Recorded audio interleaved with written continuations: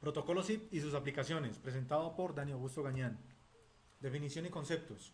El protocolo SIP o protocolo de iniciación de sesión es un protocolo de señalización definido por la IETF, desarrollado por la IETF, por su grupo de trabajo M-Music, con el fin de desarrollar un estándar, un protocolo estándar que permitiera el establecimiento, la modificación o la finalización de sesiones multimedia, sesiones en las cuales se pudiera comunicar diferentes tipos de datos como texto, voz, video, combinaciones de estos tipos de datos.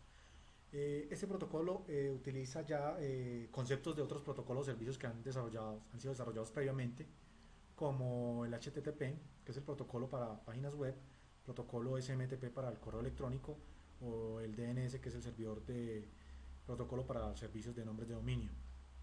Eh, la operación de este protocolo es cliente-servidor, es decir, unas entidades o agentes de usuario que comunican peticiones a un servidor a través de mensajes de petición y respuesta. Una vez se establece la comunicación entre dos entidades, ya queda disponible la comunicación para transmitir el tipo de datos que se quiso comunicar en el establecimiento de la comunicación. El protocolo sí hay que saber de que no es hecho, no es desarrollado para controlar el medio, es el control sobre el medio, sino solamente control sobre la llamada. La sintaxis del HTTP, de los mensajes o del protocolo como tal, es muy similar al HTTP y al SMTP. ¿Sí? Hace uso pues de URIs o identificadores uniformes de recursos, los cuales permiten tener una estructura de etiquetas, ser muy legibles y indicar fácilmente qué es lo que se quiere transmitir. La localización de usuarios o de entidades es basada también en DNS, es decir, trabaja de la misma manera como traduce el DNS nombres de usuario a direcciones de red.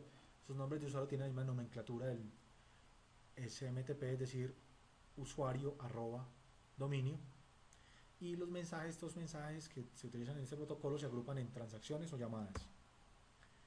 ¿Cuáles son las funciones principales y características de este protocolo? Entonces, localizar otros usuarios, es decir, cuando una entidad usuaria quiere comunicarse con otra, pues el protocolo le permite ubicarla, le permite ubicar servidores que, como vamos a ver enseguida, son entidades que van a permitir establecer la comunicación entre dos entidades, establecer esa sesión de datos, modificar una sesión existente, comunicar capacidades y características de los agentes de usuario que están comunicando, averiguarse entre ellos ese estado, esas capacidades, esa disponibilidad que tienen los usuarios,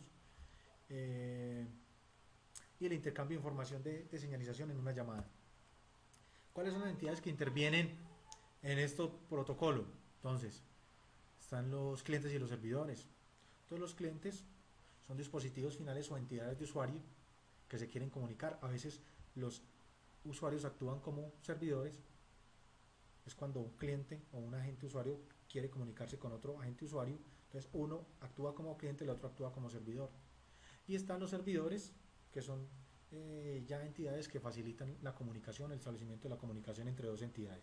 Entonces vamos a ver cuáles son los servidores o los tres tipos de servidores que utilizan este protocolo. Entonces está el servidor proxy, que es quien recibe solicitudes de una entidad usuaria y la encamina hacia el destino, después de pues, haber realizado diferentes modificaciones o haber hecho otras solicitudes. Está el servidor de redireccionamiento o redirect server, que es un servidor que acepta solicitudes SIP de un cliente, traduce verificando pues en una base de datos donde están registradas las asociaciones de nombres de usuario con direcciones de red. Entonces le traduce a ese cliente que hizo la petición la dirección de red de ese usuario final. El otro tipo de servidor es el servidor register. Entonces, ¿qué pasa? Aquí en este protocolo se permite la función de registro de usuarios. Cuando un usuario entra a la red, solicita un register a un servidor donde dice, aquí estoy yo con mi nombre de usuario y mi respectiva dirección de red. Y tenemos finalmente entonces los clientes, que como hablábamos ahorita, se les llama agentes de usuario o UA, también recibe el nombre de UA, hace referencia aquí en el documento. Se trata de una aplicación sobre un equipo de usuario que emite y recibe solicitudes SIP. Pues, esa aplicación puede estar sobre un PC, sobre un teléfono IP o sobre una estación móvil UMTS normalmente.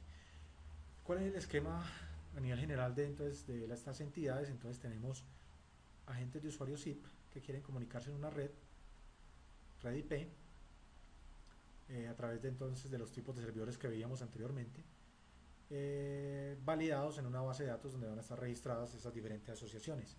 También vemos la posibilidad de comunicarse a través de un gateway SIP con una red telefónica pública, con un dispositivo analógico. ¿Cuál es el formato de los mensajes que se intercambian en este protocolo? Entonces son peticiones y respuestas, como decíamos ahora. Las peticiones y las respuestas tienen la misma estructura, una línea de petición o una línea de respuesta con una serie de encabezados y un cuerpo. El cuerpo de los mensajes es opcional, se utiliza más que todo para describir las sesiones que se quieren establecer, es decir, datos como direcciones IP, códecs, puertos que están utilizando en el establecimiento de la sesión. Entonces vamos a ver los métodos o tipos de mensajes del protocolo. Entonces está el request, que es un tipo de mensaje o método que es enviado de un cliente a un server. Vamos a ver entonces los métodos utilizados en los requests. Entonces está el método invite, por ejemplo, que es usado con el fin de establecer una sesión entre agentes de usuario, ¿sí? Cuando un agente de usuario emitió un SIP invite, ¿sí?, entonces recibe una respuesta final a la invitación y después confirma una recepción de esa respuesta por medio de un acknowledge, ¿sí? Ya lo vamos a ver más gráficamente. El método byte permite la liberación de una sesión anteriormente establecida. El método register es usado por un agente de usuario con el fin de indicar al register la correspondencia entre la dirección SIP y la dirección de contacto. Está el método cancel, que es utilizado para pedir el abandono de la llamada, pero no tiene ningún efecto sobre la llamada ya aceptada. Y el método options, que es utilizado para interrogar las capacidades y el estado de un agente de usuario o de un server. Tenemos también los respectivos tipos de respuesta que están codificados, son números de 3 cifras. Entonces aquí tenemos varios ejemplos. Tenemos el 180, que indica que la entidad destino pues está esperando a responder la llamada. 181 indica que la llamada está siendo direccionada. 200, que indica que la llamada se recibió. Vamos a ver el contenido de un ejemplo de un mensaje request. Entonces tenemos una primera línea invite que indica hacia dónde se quiere comunicar y la versión del protocolo. Entonces en esta misma línea pues está, pues, como decíamos, el nombre del método, el destino y la versión del SIP. Tenemos otras etiquetas que indican, por ejemplo, la vía, la dirección del proxy server y su respectivo puerto, proxy server que está configurado para ese agente de usuario. El from, que indica quién hace la solicitud, la etiqueta to, que nos dice cuál es el destino de la solicitud. Tenemos el call ID, que es un identificador único global para la llamada y que es generado en el cliente. Y tenemos un número de secuencia de comando generado por el cliente y que es incrementado cada vez que se realiza una solicitud. También tenemos un subject, que es un asunto de la llamada, un contact, que es el mismo, normalmente el mismo nombre de usuario origen. Tenemos un content type o tipo de contenido de la información que se está transmitiendo y una longitud de ese contenido. Entonces aquí está más resumida, más seguida, un ejemplo de un request y un ejemplo de un mensaje response. El mensaje response pues también tiene la misma estructura, empezando pues con la confirmación o rechazo de la llamada. Proceso de establecimiento de una sesión. Entonces aquí vemos gráficamente un proceso. Un agente usuario que quiere comunicar con un usuario final le envía a través del método invite una solicitud, ¿sí? El agente usuario la recibe. En este caso este sería el agente usuario server, porque es quien está recibiendo las peticiones. Él le devuelve una respuesta a 200, que quiere decir ok, y el agente usuario cliente le confirma con un acknowledge. Apenas se devuelve ese acknowledge, ya la comunicación queda establecida y queda lista la comunicación para transmitir datos. Cualquiera de los dos agentes de usuario que están comunicando, las entidades que están participando de la comunicación, puede enviar un mensaje byte para terminar la comunicación y recibir su respectiva respuesta de confirmación. Está también un proceso de redirección de una llamada. Entonces en la redirección de una llamada pues participa un redirect server,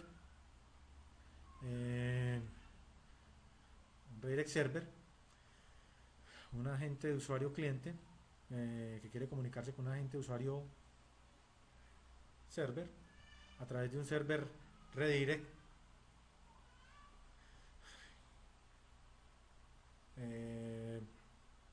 Entonces, ¿qué pasa aquí? ¿Qué sucedió acá? El agente de usuario final entró a la red y solicitó una register a un server redirect y le devolvió un 200 indicándole confirmación. Entonces, cuando este quiere comunicar con este, lo hace a través de este redirect le devuelve la dirección de este usuario final y el usuario cliente le confirma el redirect, el acknowledge de esa comunicación. Inmediatamente después, el agente de usuario origen trata de comunicarse directamente con ese destino, enviándole una invite. El destino le responde, en este caso le responde un 180 diciéndole que está esperando confirmarle la recepción, con 200 le confirma la recepción y inmediatamente el cliente le confirma el acknowledge de que recibió también la respuesta. Después de esto pues ya estaría disponible para enviarse los datos. Tenemos seguidamente entonces un ejemplo de un proceso de utilización de proxy server. En este caso pues el proxy server lo que hace es reenrutar el tráfico hacia el destino. Entonces el usuario origen le realiza un invite, le envía un invite al proxy server se lo dirige al destino, el destino le devuelve al server un 200 y el server le devuelve al cliente origen un 200 también. Inmediatamente el cliente origen devuelve o le confirma con un knowledge al agente destino. Ya está establecida la comunicación y está disponible para el envío de datos. Cualquiera de las dos entidades entonces finalmente puede cancelar la comunicación con un byte y recibir su respectiva confirmación de cancelar con un 200. Los usos más comunes entonces voz sobre IP, mensajería instantánea, audioconferencia, videoconferencia, juegos online de realidad virtual. Y aquí finalmente tenemos un ejemplo de operación de mensajería instantánea. Entonces un cliente SIP que quiere comunicarse con otro cliente SIP, ¿sí? A través de diferentes servidores proxy y alguno que otro servidor redirect. Entonces, ¿cómo es la comunicación? Entonces los mensajes están numerados. Hay un primer mensaje que se envía a un servidor proxy SIP. Ese servidor proxy SIP le pregunta a un redirect a ver si sabe cuál es la dirección destino. ¿Qué hace el redirect? Pues no lo sabe, pero sí sabe que hay un servidor que de pronto la puede saber, un servidor que maneja una base de datos. Entonces 3, 4, ese proxy entonces se comunica ya es con ese servidor proxy.